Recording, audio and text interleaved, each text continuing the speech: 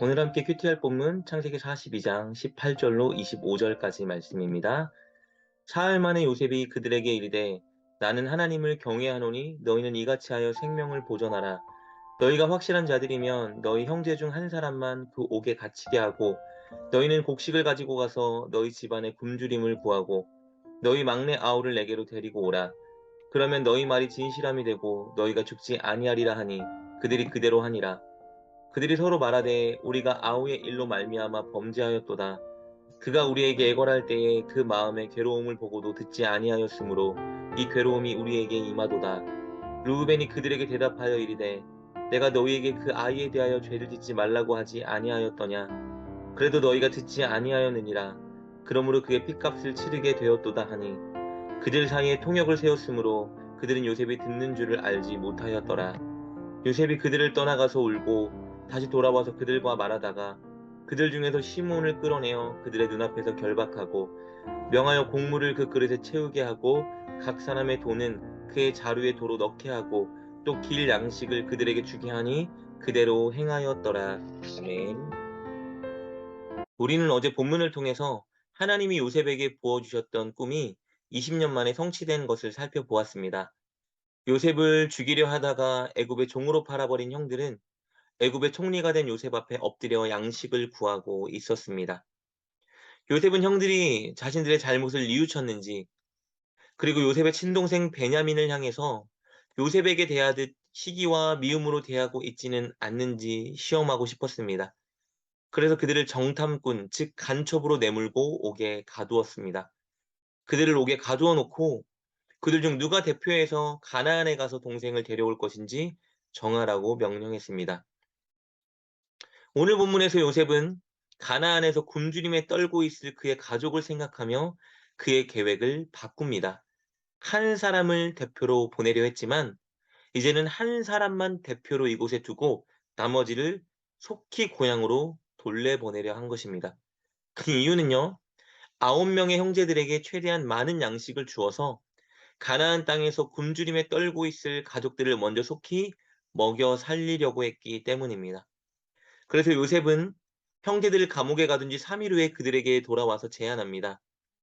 10명의 형제들 중에 한 사람만이 대표로 옥에 갇혀서 형제들이 올 때까지 기다리고 나머지 9명은 식량을 받아서 가나안 땅에 가서 굶주림에 처한 가족들을 일단 먹여 살리려는 제안입니다. 단 그들은 반드시 다시 막내 동생을 데리고 이곳으로 돌아와야 합니다. 그래야 이곳에 대표로 갇힌 한 사람의 목숨을 살릴 수 있다고 제안합니다. 19절, 20절 말씀입니다. 너희가 확실한 자들이면 너희 형제 중 한 사람만 그 옥에 갇히게 하고 너희는 곡식을 가지고 가서 너희 집안의 굶주림을 구하고 너희 막내 아우를 내게로 데리고 오라. 그러면 너희 말이 진실함이 되고 너희가 죽지 아니하리라 하니 그들이 그대로 하니라. 그러나 요셉의 형들은 당황스러웠습니다. 한 사람이 옥에 갇혀 있어야 했기 때문입니다. 그리고 훗날 다시 동생을 데리고 이곳으로 온다 하여도 안전과 자유를 보장받을 수 있을지 없을지 불확실했기 때문입니다. 그런데 이렇게 요셉의 형들이 위기에 몰리자 그들에게서 그동안 마음속 깊이 묻혀두었던 양심의 고백이 터져나오기 시작했습니다. 20년 전 그들이 동생 요셉에게 저질렀던 만행에 대한 양심입니다. 21절 말씀입니다. 그들이 서로 말하되 우리가 아우의 일로 말미암아 범죄하였도다. 그가 우리에게 애걸할 때에 그 마음의 괴로움을 보고도 듣지 아니하였으므로 이 괴로움이 우리에게 임하도다. 요셉의 형들은 그들이 상상하지 못했던 위기에 처하자 지난날 20년 전에 그들이 요셉에게 했던 잘못을 떠올렸습니다. 요셉을 구덩이에 던져 죽이려 했던 일입니다. 그때 요셉은 눈물을 흘리며 소리를 지르며 형들에게 살려달라고 애원했습니다. 요셉은 두려웠고 슬펐고 괴로워했습니다. 그 애원의 소리를 들었음에도 불구하고 형들은 그것을 무시하고 요셉에게 악을 행했습니다.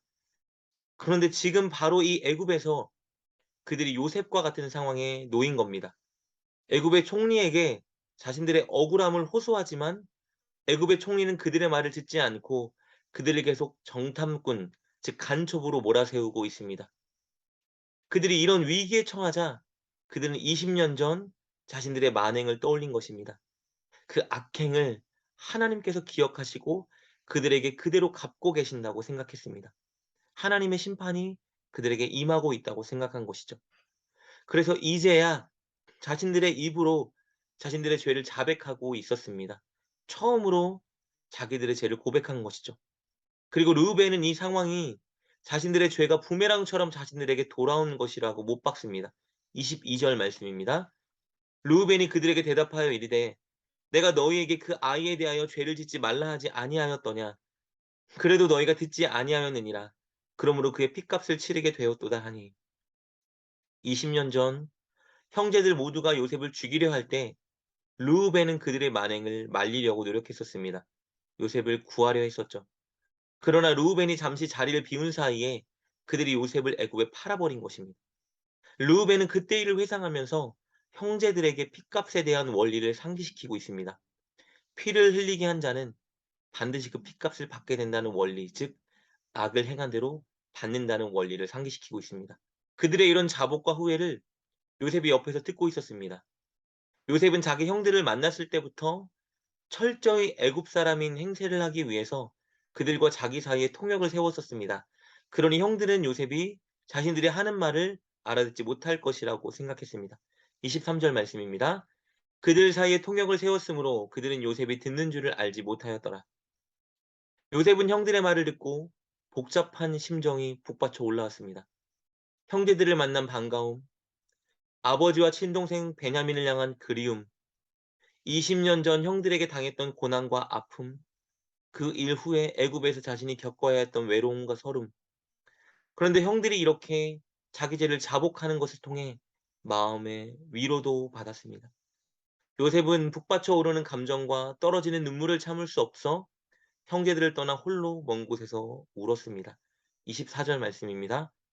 요셉이 그들을 떠나가서 울고 다시 돌아와서 그들과 말하다가 그들 중에서 시므온을 끌어내어 그들의 눈앞에서 결박하고 그리고 그 후 요셉은 자신의 계획을 실행하기 위해 시므온을 대표로 결박하여 옥에 가두고 형제들에게 곡물을 재워 그들을 가나안으로 속히 돌려보냈습니다.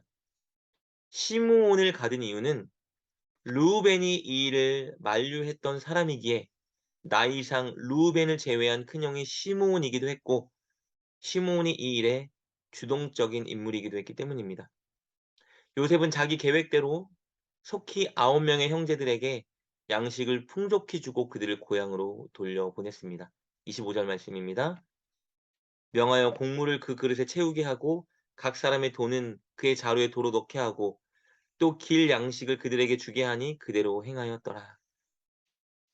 오늘 본문을 통해서 우리는 먼 가나안 땅에 있는 가족을 생각하는 요셉의 마음과 그의 형들의 회개에 대해 살펴보았습니다.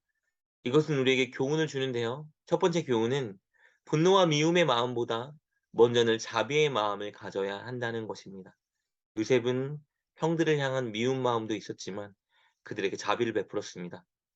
우리가 여러 가지 복합적인 상황과 감정을 마주할 때 우리가 가장 먼저 선택하기 위해 노력해야 되는 마음은 자비와 사랑입니다. 왜냐하면 하나님께서 그렇게 우리를 자비와 사랑의 마음으로 대하시고 이끌어 오셨기 때문입니다. 우리는 자비와 사랑을 늘 먹고 자란 사람들입니다. 그렇기 때문에 우리도 늘 그 마음을 품어야 하는 것입니다. 두 번째 교훈은요. 우리는 늘 우리 자신을 돌아보며 우리의 죄를 솔직하게 인정하고 회개해야 한다는 것입니다. 모든 고난이 죄로 인한 결과는 아닙니다. 그러나 고난이 다가올 때 우리는 우리 자신을 돌아보는 겸손함을 가져야 합니다. 그리고 내가 나와 유사한 고난을 겪은 사람들을 의뢰해 주지 못했던 모습을 반성해야 합니다. 설령 고난이 다가오지 않더라도 우리는 날마다 하루를 마칠 때 늘 우리의 모습을 돌아보아야 합니다. 남에게 상처 주지 않았는지, 죄 짓지 않았는지 돌아보고 회개해야 합니다. 늘 이렇게 자비의 마음, 회개의 태도를 다른 무엇보다 먼저 갖고 하루를 살아가는 저와 여러분 되시길 주님의 이름으로 축복합니다. 기도하겠습니다. 우리에게 늘 자비와 사랑을 베풀어 주시는 하나님, 우리의 죄를 늘 용서해 주시는 하나님, 하나님의 그 은혜에 반응하여 우리도 다른 무엇보다 늘 자비와 사랑을 실천하는 선택을 하게 하여 주옵소서. 그리고 날마다 우리의 모습을 돌아보며 잘못을 시인하고 인정하며 회개하게 하여 주옵소서. 예수님의 이름으로 기도드립니다. 아멘.